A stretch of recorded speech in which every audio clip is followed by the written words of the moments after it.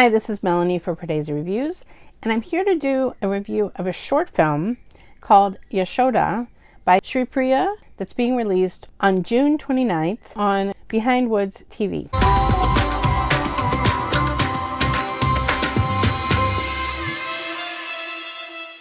This short film is about half an hour, and the subject matter is a woman with Alzheimer's.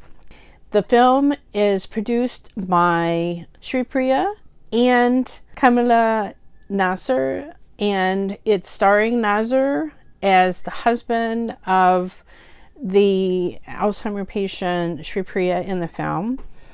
There's other characters. Let's see, there's a caretaker, there's a neighbor played by Shiva Kumar, and there's a baby who, sleuthing, I'm gathering, is Shiva Kumar's young baby that appears in sort of a vision that Sripriya has as she's singing a famous song about Yasodha.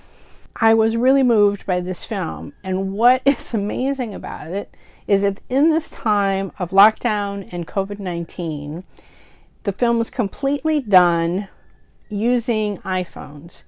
And so the children of each of the actors filmed their scenes, and the editor, Ruben, is, I think, the most amazing person in this whole process, who put all of these things together. So for instance, if you have a scene where Nasser, as the husband, it's a flashback of him learning about his wife's diagnosis of Alzheimer's, he's talking to a doctor, and it's back and forth, but they were not filming together in a scene together. So it's genius. And also the lockdown has a part in the fact that there's separation of families due to a lockdown. One of the key moments is that Nasser is separated from his wife and is worried about her at home. There's a scene where the confused Sripriya is walking outside without a mask, and someone accosts her and doesn't know that she doesn't understand what he's saying because she is a victim of Alzheimer's. Very moving. I had to look up what the title meant and really understand the symbolism of the opening song about the foster mother of Krishna, and it plays a key part in the closing moments of the film. So I was glad to be able to look up information and really understand, because in the film, Nasser and his wife Sripriya are childless, a childless couple, which has nothing to do with her Alzheimer's, as the doctor points out. But she is so confused. She's carrying a baby doll, a child's toy, and she imagines that she has children. And that is a key plot point in her confusion, and the closing moments of the film were very beautiful. I was so touched by this. I thought the acting was very good. Nasser, I always like him. Here's playing a sensitive husband, a caring husband, who is really worried about his wife. Because of the confines of the filming and COVID and whatever, there aren't scenes of them together necessarily. I mean, they make it work. They show that he's a caring husband, even if you're not seeing them embrace, is what I'm trying to say. And it's conveyed because he's so good at conveying emotion. Sripriya, her part, she kind of often has a blank look to her face. There's an amazing scene in the opening sequence where she walks by a wall where there's mirrors of different size, and her caretaker later says something like, "If you could see yourself in the mirror, you'd be shocked." And I thought that was such an evocative scene, because she is just a shade of her former self. There's one moment when she's interacting with a doctor, and you can see, like all Alzheimer's patients have kind of moments where they're fully back, and then they kind of retreat again. And so there's a couple of moments where she's completely herself, and the doctor's impressed. And I think in the film she was supposed to be an accomplished classical singer, and you must have been such an accomplished person, and they're interacting, and in the course of it you can tell. At one point she says, "Yes, I have children, and these are their names," and I think they're famous parts of music.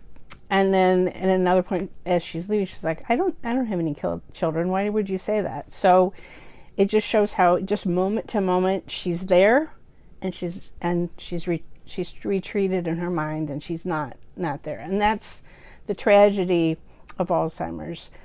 This reminds me of a couple of other really touching films that deal with the same subject. One, of course, is Tanmatra, starring Mohanlal. What a devastating performance. But it more reminded me of sort of a subplot that ran through the film OK Kanmani. And in that film, Prakash Raj plays the devoted husband of his wife, who is a classical singer, who is suffering from Alzheimer's and at one point gets lost outside, similar to what happens in this film. I thought it was just the right length. It was a half an hour. And let me tell you, it just packed its punch in that short amount of time. It couldn't have been stretched anymore. I recently watched a film. I'm not going to name names right this moment, but I felt like this could have been a very effective half-hour or 40-minute film, and it was stretched out to over 2 hours to its detriment. It just didn't, to me, the story didn't sustain for that length of time, and it felt too stretched out, but it would have been very powerful had it been a short film of this size. So I think this is perfect length for this particular story. Very well written. I'm so thankful to have seen this. It's wonderful. It packs an emotional punch, and I love how people are being so inventive of making films.